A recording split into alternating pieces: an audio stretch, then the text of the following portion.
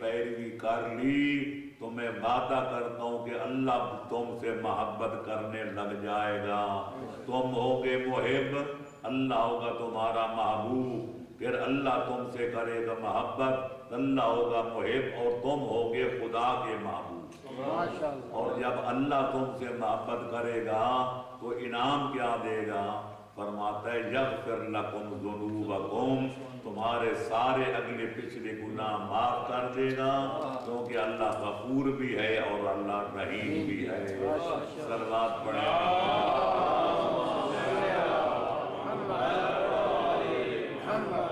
اگر کچھ کمی ہے تو ہماری قوم میں اس بات کی کمی ہے کہ ہم نقش قدم پر جب چلنے کا وقت آتا ہے تو تھوڑا سا ہمیں ڈھیلا پن ہمیں نظر آتا ہے. اللہ کرے وہ بھی دور ہو جائے. ورنہ جہاں تک پہلی علامت کا تعلق ہے کہ محبوب کی خوشی میں خوش ہونا اور محبوب کے سوگ میں غمگار ہونا، غمگسار ہونا، یہ بطریق اکمل ہماری قوم میں پائی جاتی ہے. اور جو کمی ہے انشاءاللہ آل محمد کے صدقے میں ہمیں امید ہے کہ ہم تھوڑی سی کوشش کریں گے تو یہ کمی بھی دور ہو جائے گی. ہمیں زبانی نہیں کہنا پڑے گا ہم آل محمد کے ماننے والے ہیں، بلکہ ہمارا عمل بتائے گا، ہماری روش بتائے گی، ہماری رفتار بتائے گی، ہمارے اخلاق و اطوار بتائیں گے کہ حیدر قرار کے ماننے والے یوں ہوتے. یہی وجہ ہے کہ معصومین نے جب ان سے پوچھا گیا کہ مولا اندعو الناس الی ھذا الامر، کیا آپ ہمیں اجازت دیتے ہیں کہ لوگوں میں پھیل جائیں اور آپ کے مذہب حق کی طرف جا کر لوگوں کو بلائیں؟ صادق آل محمد فرماتے ہیں بڑی نیکی کی بات ہے، یقیناً یہ اچھا کام ہے، لوگوں میں پھیل جاؤ اور لوگوں کو ہمارے مذہب کی طرف بلاؤ، ہمارے دروازے پہ لوگوں کو جھکاؤ. جب وہ خوش ہو کر جانے لگا، امام نے مجھے تبلیغ کی اجازت دے دی ہے، امام نے فرمایا ذرا ٹھہر جاؤ. وہ رک گیا. امام نے فرمایا میں نے تمہیں اجازت دی تھی ہمارے مذہب کی طرف بلانے کی، تو شرط یہ ہے کہ اما بالقول فلا، زبان سے کچھ نہ کہنا. اس بندے نے ورتے حیرت میں ڈوب کر عرض کیا مولا کیف ندعوہم ونحن صمود، اگر مہر سکوت نہیں توڑیں گے، منہ سے نہیں بولیں گے تو لوگوں کو دعوت کیسے دیں گے کہ مذہب آل محمد برحق ہے؟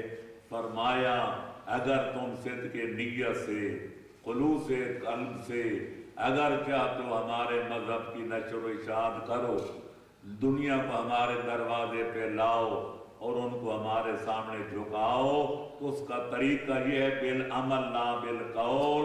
اپنا عمل ایسا پیش کرو، اپنی سیرت ایسی پیش کرو، اپنا کردار ایسا پیش کرو کہ تمہیں کہنا نہ پڑے کہ مذہب آل محمد برحق ہے. دنیا تمہارے کردار کی بلندی کو دیکھتی جائے اور ہمارے جد بزرگوار حیدر قرار کی ولایت کا اقرار کرتی جائے. نعرہ حیدری.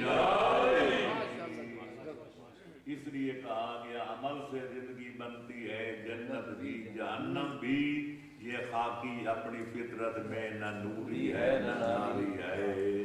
لہذا معصومین اس لیے فرماتے ہیں کونوا لنا زینا ولا تکونوا علینا شینا. جس ماحول میں رہو، جس معاشرے میں رہو، میں کہتا ہوں کہ یہاں جو ہم دیار کفر میں رہتے ہیں ان پر زیادہ ذمہ داری عائد ہوتی ہے کہ ایسا کردار پیش کریں کہ اسلام کی صداقت بھی اجاگر ہو جائے اور آل محمد کے مذہب کی حقانیت بھی واضح اور آشکارا ہو جائے. دنیا ہمارے عمل کو دیکھتی جائے اور اسلام کی صداقت کا اقرار کرتی جائے. دنیا ہمارے کردار کی بلندیوں کو دیکھتی جائے اور حیدر قرار کی ولایت کا کلمہ پڑھتی جائے. روضہ کافی میں ایک روایت دیکھی ہے کہ امام عالی مقام صادق آل محمد نے فرمایا اسلامی رواداری کا نمونہ دیکھنا ہے تو آل محمد کی تعلیمات کو دیکھیں.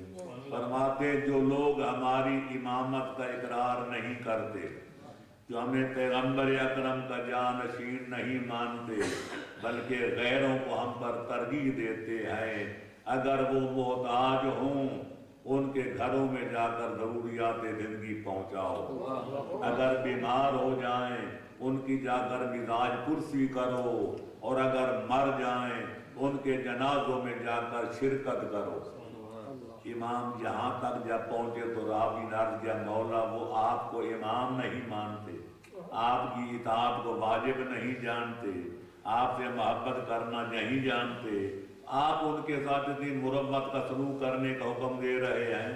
فرمایا اس لیے میں کہہ رہا ہوں کہ جب تمہارا کردار اتنا بلند ہوگا تو ہمارے مخالف یہ کہنے پر مجبور ہو جائیں گے کہ رحم اللہ جعفر ابن محمد کیف عبد مع صحابہ. مخالف بھی کہیں گے خدا رحمت کی بارش برسائے اقلیم امامت کے چھٹے تاجدار صادق آل محمد پر. انہوں نے اپنے محبوں کو کتنا باادب بنا دیا, کتنا مہذب بنا دیا ہے, کتنا شریف بنا دیا ہے. اچھے کام تم کرو گے لوگ ہماری مدح و ثنا کریں گے, اور اگر خدا نخواستہ تمہارا کردار بگڑ گیا, تمہارے اخلاق و اطوار بگڑ گئے تو لوگ یہی کہیں گے جیسے مرید ہیں پھر پیر بھی ایسے ہوں. یا اللہ ہماری مدح کرانا, ہمارے اوپر قضا نہ کرانا, ہماری مدح کرانا مذمت نہ کرانا. اس لیے آل محمد فرماتے ہیں اتنا کردار بلند پیش کرو کہ تمہیں زبان سے کہنا نہ پڑے کہ مذہب آل محمد برحق ہے. دنیا تمہارے اخلاق کو, تمہارے اطوار کو, تمہارے لیل و نہار کو, تمہارے عادات و صفات کو دیکھتی جائے اور حیدر قرار کی ولایت کا کلمہ پڑھتی جائے اور مجبور ہو جائے کہ اللہ واحد اس کا شریک کوئی نہیں, لا الہ الا اللہ, اور پیغمبر اکرم کے کردار کو دیکھے تو اقرار کرنے پر مجبور ہو جائے کہ محمد الرسول اللہ, اور جب تمہارے کردار کو دیکھے تو پڑھنے پر مجبور ہو جائے کہ علی ولی.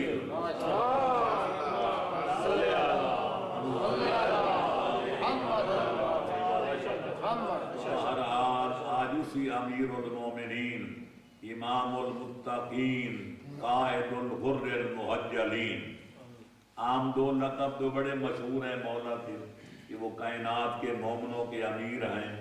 اگر مولا علی کا رعایا بن کے رہنا ہو تو پھر اپنے اندر ایمان کی شمع روشن کرنا پڑتی ہے, کیونکہ بے ایمانوں کا مولا علی سے کوئی تعلق نہیں. اور اگر مولا کی غلامی کا تمغہ ماتھے پہ سجانا ہو, سینے پہ سجانا ہو تو پھر تقوی اختیار کرنا پڑتا ہے, کیونکہ علی ہیں امام المتقین. البتہ یہ لقب تھوڑا سا مشکل ہے کہ قائد الغر المحجلین کا معنی کیا ہے. تو میں عرض کروں پربیدان ماشاءاللہ اہل علم بھی بیٹھے ہیں, تو غور جمع ہے اغر کی, اس گھوڑے کو کہتے ہیں جس کا رنگ مشکی ہو سیاہ لیکن ماتھے پر اس کے سفیدی ہو. یہ محجل اس گھوڑے کو کہتے ہیں, محجلین جمع محجل کی, جو 5 کلیان ہو, جس کی 4 ٹانگیں بھی سفید ہوں, کہ ماتھے پر بھی سفیدی ہو, کہ باقی رنگ اس کا مشکی ہو. اس گھوڑے کو بڑا حسین و جمیل سمجھا جاتا ہے. تو گویا ترجمہ یہ بنا کہ مولا علی 5 کلیانوں کے پیشوا ہیں. لوگوں نے پوچھا مولا کیا مطلب؟ فرمایا جو مولا کے وہ غلام ہیں وہ باقاعدہ وضو کر کے نماز پنجگانہ ادا کرتے ہیں. جب قیامت کا دن ہوگا ان کے اعضائے وضو سے نور کی لائٹیں پھوٹ رہی ہوں گی. ان نورانی لائٹوں کو دیکھ کر عرصہ معاشر کے لوگوں پہ ظاہر ہو جائے گا کہ جن کے اعضائے وضو سے نور کی لائٹیں پھوٹ رہی ہیں یہ غلامان علی ہیں, اور علی ان شریفوں کے امام.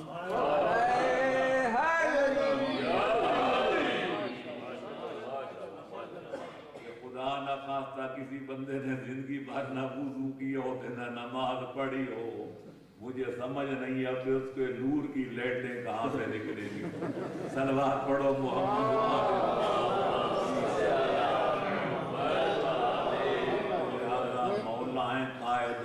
المحجلین، حیدر قرار وہ اللہ کے عبادت گزار بندے ہیں کہ جس صفت کمال میں دیکھا جائے وہ سر آمد روزگار نظر آتے ہیں۔ عام طور پر دیکھا گیا جو نمازیں زیادہ پڑھتا ہے وہ میدان جنگ میں بہادر نہیں ہوتا، جو بہادر زیادہ ہوتے ہیں وہ روزہ دار اور تہجد گزار نہیں ہوتے، لیکن حیدر قرار کو جس میدان میں دیکھا جائے ان کا کوئی ثانی نظر نہیں آتا۔ جب آستینے چڑھا کر میدان کارزار میں قدم رکھیں تو آسمان کے کرسی بھی گواہی دیتے ہیں کہ لا فتح الا علی لا سیف الا ذوالفقار،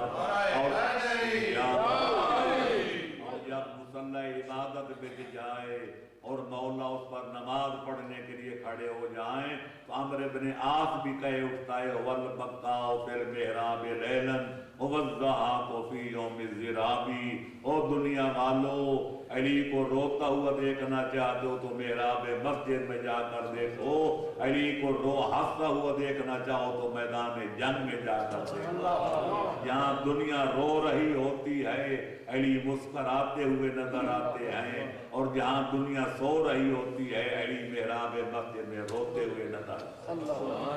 صلوات پڑھے محمد و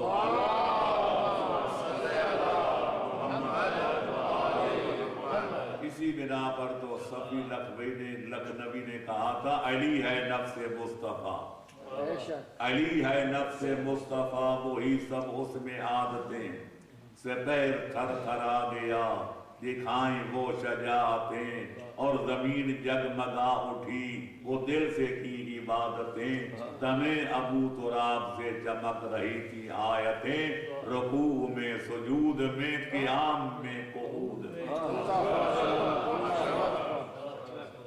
صلوات پڑھے محمد۔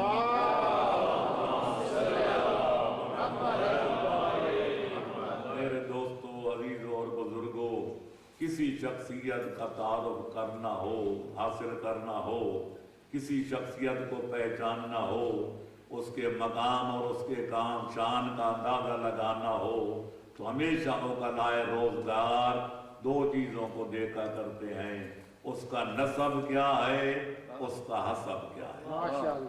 نسب یعنی اس کا خاندان کیسا ہے، اس خاندان کے روایات کیسے ہیں، اس کی شہرت کیسی ہے، اور دوسرا یہ دیکھا جاتا ہے حسب، یعنی اس کا ذاتی کردار کیسا ہے، اس کی اپنی رفتار کیسی ہے، اس کے اخلاق و ادوار کیسے ہیں۔ تو لہذا مولا کائنات حیدر قرار کو اگر پہچاننا چاہیں تو یہ دو طریقے ہیں، پہلے یہ دیکھا جائے گا وہ کس خاندان کے چشم و چراغ ہیں، پھر یہ دیکھا جائے گا ان کا ذاتی کردار کیا ہے، ان کے اخلاق و ادوار کیا ہیں، ان کے باقیات اور صفات کیا ہیں، اور ان کے کمالات و معجزات کیا ہیں۔ صلوات پڑھیں